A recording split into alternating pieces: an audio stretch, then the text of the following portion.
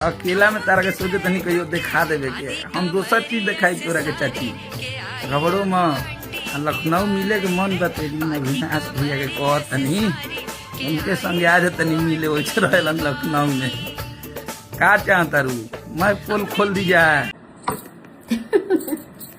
सुन दाढ़ी वाले चाचा कम चमचा सुन क्या बोला कि लखनऊ में आओ दिखाऊंगा तो देख नहीं पाओगे। ऐसा क्या है भैया, क्या दिखाना चाहते हो और क्या मैं देख नहीं पाऊंगी? चाचा कम चमचा क्या दिखाना चाहते हो? और आप जिसका नाम ले और तू जिसका नाम ले रहा है ना अखिलेश चमचा, वो तो जग जाहिर है तुम्हारे भैया ना जाने उनका कितना खाए हैं। हाँ बहुत खाए हैं, पूछना बताएंगे। अच्छा वो सब छोड़ो, तुमको ये पता है कि नहीं पता है? तुमको मैं याद दिलाती हूँ, तब तो तुम थे भी नहीं, तब उनके पास कोई और लोग थे, तब तो तुम थे भी नहीं। याद करो बांगू नगर का ऑफिस, जब आपकी भौजी अचानक से अटैक कर दी थी बांगू नगर ऑफिस में, भैया पकड़े गए थे किसी हीरोइन के साथ में। पता है कि नहीं पता है? अब जाने दो, मेरा भी मुंह मत खुलवाओ ना, मत खुलवाओ।